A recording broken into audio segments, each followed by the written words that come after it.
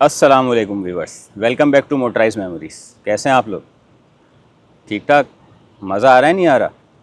आएगा आएगा। अच्छा, आज की वीडियो में हम बात करेंगे, जो भी बात होगी इस वीडियो में वो सिर्फ़ और सिर्फ जीसीसी गाड़ियों के बारे में हो रही होगी।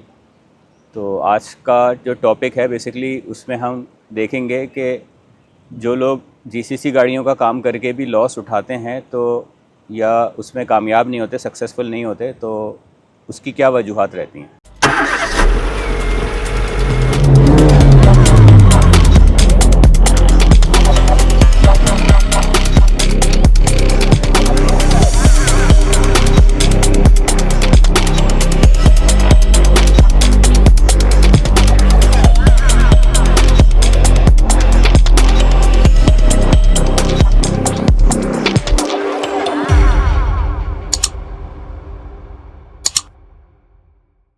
अच्छा, जितने भी शोरूम होते हैं ना, हम लोग देख के इंस्पायर होते हैं कि दुबई में शोरूम है, शारजा में हैं, तो वो किसी एक ओनर के होंगे और बड़ी बड़ी अच्छी लग्जरी गाड़ियाँ हैं उसमें।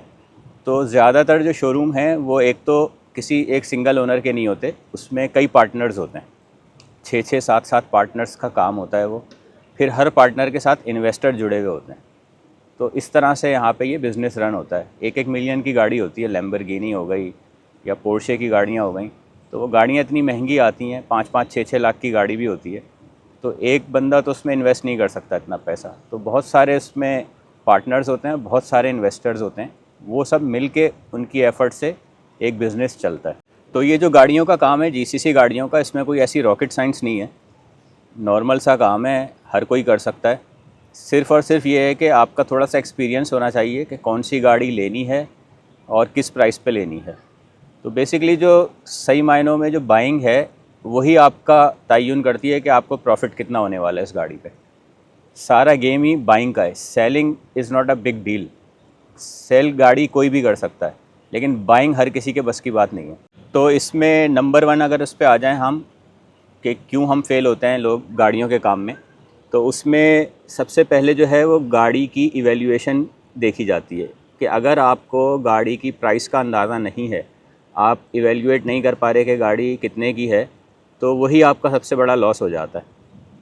आपकी बाइंग में ही लॉस हो गया आपको। तो सबसे पहले आपको पता होना चाहिए गाड़ी की प्राइसेस क्या चल रही हैं मार्केट में, जो कि अप डाउन होती हैं। आप समझ लें हर महीने 1.5 महीने में आपको प्राइस लेने होते हैं गाड़ी के, कि अभी मार्केट में उसके क्या प्राइस हैं। उसकी वजह क्या है कि नई गाड़ी जो है, शोरूम वाला जो गाड़ी सेल कर रहा है, वो गाड़ी के प्राइस को कभी उस पर ऑफ़र दे देता है, कभी हर 4-5 साल में गाड़ी का मॉडल भी चेंज होता है, कभी उसको फेसलिफ्ट होता है, कभी मॉडल ही चेंज हो जाता है। तो उसका भी इफ़ेक्ट आता है गाड़ी के प्राइस के ऊपर। मार्केट उससे डाउन होती है।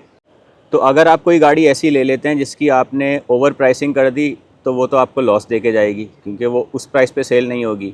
और अगर आप कोई गाड़ी ले लेते हैं, यानी लेते ही नहीं हैं, अगर आप उसको कहते हैं कि आपने उसकी बहुत ज़्यादा वैल्यू डाउन कर दी, फ़र्ज़ करें कि 1 लाख की गाड़ी थी, आपने कहा यार मैं इसको 80,000 में लूँगा, तो गाड़ी तो आपके लिए नहीं रुकेगी। गाड़ी 90-95 हज़ार में कोई और ले जाएगा और वो आपका जो है, यानी इसको प्रॉफिट हो जाएगा, वो पैसे बना लेगा उस पे। तो आप वहाँ पे उस गाड़ी के प्रॉफिट से हाथ धो बैठते हैं। और अगर ज़्यादा वैल्यू की गाड़ी ले लेते हैं जिसके प्राइस कम होते हैं, उसमें आपको सेलिंग के टाइम पे लॉस हो जाता है। तो सबसे पहले आपको मार्केट सर्वे करना है। गाड़ियों का इवैल्यूएशन सबसे बड़ी चीज़ है, ये एक्सपीरियंस से आती है सिर्फ। जितनी आप गाड़ियाँ लेते रहेंगे और सेल करेंगे तो उससे पता चलेगा आपको कि किस गाड़ी का क्या ट्रेंड चल रहा है। बेशक वो सेम मॉडल की हो, सेम ट्रिम हो, सेम माइलेज हो, लेकिन कुछ गाड़ियाँ एजेंसी मेंटेन होती हैं, कुछ एजेंसी मेंटेन नहीं होती। तो ये डिपेंड करता है कि किस तरह की गाड़ी है वो, उस हिसाब से उसकी प्राइस जो है वो इवैल्यूएट की जाती है। अच्छा, दूसरी एक बड़ी अहम चीज़ है, वो होता है सारा माइंड का गेम है। जैसे आपने कोई गाड़ी देखी, आप विज़िट करने गए गाड़ी का, उस पे एम्बलम जो लगा हुआ है, जिसको गाड़ी का मॉडल कहते हैं, स्टिकर जो लगा होता है गाड़ी के ऊपर पीछे, तो अगर वो खुदा ना खास्ता VXR का लगा हुआ है, तो आपका माइंड एक्सेप्ट कर लेता है कि गाड़ी VXR ही है। उसी तरह से आप उसकी प्राइसिंग कर रहे होते हैं और गाड़ी को देख रहे होते हैं, क्योंकि वो एक माइंड सेट हो गया आपका कि यार VXR है ये गाड़ी। लेकिन आपको पता नहीं है कि हो सकता है उस बंदे ने VXR लगाया हुआ है खुद से, वो थी GXR, यानी बेसिक मॉडल था, या EXR थी। तो अगर वो गाड़ी EXR थी, EXR बेसिक मॉडल होती है, या GXR थी मिड ऑप्शन, लेकिन उस पर VXR का एम्बलम लगा हुआ था। आपने खुदा ना खास्ता इवेल्यूएट कर ली जहन में कि यार ये VXR ही है, जबकि जो सेलर है वो आपसे क्लेम ही नहीं कर रहा कि ये मैं VXR सेल कर रहा हूँ आपको। उसने कुछ नहीं कहा, उसने सिर्फ आपको गाड़ी दिखाई कि ये गाड़ी है, इस प्राइस पे सेल कर रहा हूँ, आप देख लें, पसंद आती है तो ले लें। लेकिन आपका माइंड इवेल्यूएट कर गया कि यार ये तो VXR है, उस हिसाब से प्राइस दे दिया आपने और गाड़ी ले ली, तो वो गाड़ी भी फंस जाएगी, क्योंकि आपने ओवर इवेल्यूएट कर ली गाड़ी। वो गाड़ी थी बेसिक या मिड ऑप्शन, आपने उसको फुल ऑप्शन करके ले लिया। और तीसरी बड़ी अहम चीज़ है ओडोमीटर रीडिंग, कि मीटर उसका ओरिजिनल है या नहीं। तो ये चीज़ भी चेक करनी चाहिए आपको। उसका सबसे आसान तरीका ये है कि कोशिश करें कि गाड़ी वो लें जिसकी पूरी सर्विस हिस्ट्री एजेंसी पे मेंटेन हो। तो अगर गाड़ी सर्विस हिस्ट्री के लिए, मेंटेनेंस के लिए एजेंसी पे जाती रही है ना, तो उसके प्रॉपर जो है स्टैम्प्स होंगी माइलेज के हिसाब से, तो उसमें कोई ऊपर नीचे होने का चांस ही नहीं है।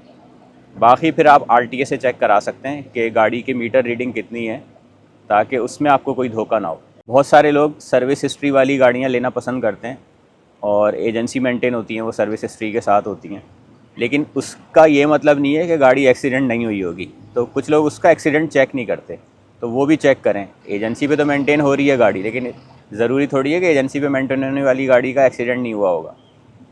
तो वो भी चेक करें कि गाड़ी क्लीन है कि नहीं, कितने पार्ट रीपेंट हैं, मैकेनिकली कोई प्रॉब्लम तो नहीं है। बेशक उसका कॉन्ट्रैक्ट भी हो, सर्विस हिस्ट्री के साथ साथ वारंटी में भी हो गाड़ी, लेकिन गाड़ी चेक करनी चाहिए पूरी। तो बेशक अगर आप एजेंसी मेंटेन गाड़ी भी ले रहे हो ना, तो आप कोशिश करें कि उसका कॉम्प्रिहेंसिव पासिंग करा लें RTA से। तो 420 दरम में होती है और 420 वाली ही करानी है आपने। उससे कम वाली पासिंग भी होती हैं, कुछ 300 की होती है कुछ, उसमें रोड टेस्ट नहीं लेते वो लोग। तो रोड टेस्ट नहीं लेंगे तो गाड़ी का पता नहीं चलेगा, उसके इंजन का, उसकी गियर शिफ्टिंग का नहीं पता चलता। तो पूरी कॉम्प्रिहेंसिव 420 रुपये वाली पासिंग करानी है, उसमें पूरी गाड़ी की डिटेल आ जाती है। क्योंकि फ्लड के बाद से गाड़ी का कोशिश करेंगे पूरा कंप्लीट चेकअप करवाएं, कहीं गाड़ी फ्लडेड ना निकले। और एक आखिरी चीज़ जो सबको मेरी एडवाइस है, कभी भी गाड़ी लेते हुए जो सेलर बोल रहा होता है ना आपसे, चाहे वो जितना भी अच्छा दिख रहा हो, सोफिस्टिकेटेड दिख रहा हो, आपने ट्रस्ट नहीं करना है कि वो जो गाड़ी के बारे में बता रहा है कि वो सही है कि नहीं। अक्सर लोग बोलते हैं कि इसमें कोई मसला नहीं है, कोई इशू नहीं है, सब कुछ ओके है और जल्दी से आप गाड़ी ले लें। कुछ लोग बहुत जल्दी में गाड़ी बेच रहे होते हैं कि बस मैं जा रहा हूँ, अभी कल मेरी फ़्लाइट है, मेरी जॉब ख़त्म हो गई, मेरा वीज़ा ख़त्म हो गया। तो जल्दी में गाड़ी नहीं लेनी आपने, आराम से पूरी गाड़ी को चेक करवाएं, कॉम्प्रिहेंसिव पासिंग कराएं, सब चीज़ें चेक करें, उसकी वर्कशॉप ले जाएं, वरना किसी वर्कशॉप पे चेक कराएं और अपनी पूरी तसल्ली करने के बाद आप उसको प्राइस दें कि मैं इस प्राइस पे गाड़ी लूँगा, अगर आप एग्री हैं तो हम प्रोसीड करते हैं। उससे पहले आपने गाड़ी नहीं लेनी। और जो गाड़ियाँ सर्विस हिस्ट्री के साथ मिलती हैं ना आपको, आप ले रहे हैं सर्विस हिस्ट्री के साथ, तो उसके साथ सर्विस बुक आती है। सर्विस बुक पे आपने पहले तो एक तो स्टैम्प देखने उसके कि यानी कंटिन्यूटी में होनी चाहिए सारी सर्विसेज उसकी। 10-10 हज़ार किलोमीटर के बाद या 15-15 हज़ार किलोमीटर के बाद स्टैम्प्स होनी चाहिए गाड़ी की, तो इसका मतलब है कि वो कंप्लीट सर्विस हिस्ट्री है। कुछ ऐसी होती हैं वो स्किप करी हुई होती हैं, 25,000 किलोमीटर के बाद की सर्विस है, तो वो कंप्लीट नहीं है, वो बीच में फिर वो बाहर भी रिपेयर हुई है गाड़ी। कुछ लोग 50,000 के बाद एक सर्विस करवा लेते हैं एजेंसी पे, तो वो कंप्लीट सर्विस हिस्ट्री नहीं कहलाएगी, full service history. Full service history हर 10,000 किलोमीटर बाद स्टैंप होनी चाहिए एजेंसी पे। अच्छा, उसमें भी क्या होता है कि अगर वो कोई भी क्लेम कर रहा है सर्विस हिस्ट्री गाड़ी की है और वो उससे बोलें कि आपको बुक प्रोवाइड करे, वो बुक देगा आपको, तो बुक पे जो चेसिस नंबर लिखा होता है, स्टिकर लगा हुआ होता है एक चेसिस नंबर का, वो आपने मैच करना है गाड़ी के चेसिस नंबर से। अक्सर क्या होता है, अक्सर नहीं आनी, कभी कभी हो जाता है ऐसा, जो फ्रॉड करने वाले लोग होते हैं उनके पास बुक अवेलेबल होती है सेम गाड़ी की बहुत सारी, ठीक है, तो उसका चेसिस नंबर कुछ और होता है, किसी और गाड़ी की होती है वो बुक, लेकिन वो आपको दे देगा कि यार ये देखें पूरी सर्विस हुई नहीं है इसकी। हुआ है मेरे साथ ऐसा, इसलिए बता रहा हूँ। तो सर्विस बुक किसी और गाड़ी की होगी, गाड़ी सेम ही होगी। फ़र्ज़ करें आप ऑडी की गाड़ी ले रहे हैं, कोई Q7 ले रहे हैं आप, ऑडी की Q7 की ही बुक होगी, लेकिन चेसिस नंबर अलग होगा, उस पर ठप्पे लगे हुए होंगे, पूरी स्टैम्प हुई भी होगी सर्विस हिस्ट्री की, लेकिन वो आपकी गाड़ी की नहीं है वो, तो वो फारिग हो गई आपके लिए। तो ये चीज़ भी ध्यान से चेक करें गाड़ी लेते हुए। और अगर गाड़ी आपने बिल्कुल प्रॉपर कॉम्प्रिहेंसिव पासिंग सब चेक करा के ली है, उसके बाद कुछ उस पर गाड़ी में इशू आता है, ड्राइविंग के दौरान कोई इंजन में से ऑयल लीक है या क्रैंक शाफ्ट की आवाज़ आ रही है या गियर शिफ्टिंग में इशू आ गया बाद में, तो वो फिर आपकी अपनी किस्मत है, क्योंकि लेते हुए आपने गाड़ी पूरी प्रॉपर चेक करी थी, तो वो एक नेचुरल चीज़ है। उसको आप ये मत कंसिडर करें कि यार ये तो मैंने गलत गाड़ी ली थी। आपने लेते हुए गाड़ी पूरी चेक करी थी, तसल्ली करी थी, क्योंकि हो जाता है गियर है, ख़राब हो जाता है गियर, उसमें ऑयल प्रॉपर नहीं डला, टाइम पे नहीं डला, आप चला रहे थे, गाड़ी स्टक हो गई, तो वो एक नेचुरल चीज़ है। तो उसको आप इस चीज़ में नहीं ले सकते कि आपने कॉम्प्रिहेंसिव पासिंग कराई, उसमें चीज़ नहीं आई, क्योंकि वो बाद में ऐसा हुआ है आपके साथ।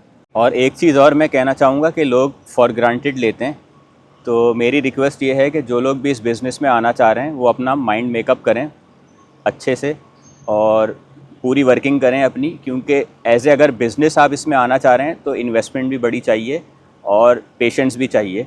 गाड़ी सेल होने में भी टाइम लगता है थोड़ा, तो पूरी प्रिपरेशन के साथ आएँ अपनी, ताकि आपको कोई बाद में परेशानी ना हो। तो इसमें ये होगा कि ना आपका टाइम वेस्ट होगा, ना मेरा टाइम वेस्ट होगा, और दोनों मिलके एक अच्छे बिज़नेस की तरफ मूव करेंगे। चलें गाइस, फिर मिलते हैं आपसे एक नई वीडियो में नई इन्फॉर्मेशन के साथ। जब तक अपना ख्याल रखें, टेक केयर, अल्लाह हाफ़िज़।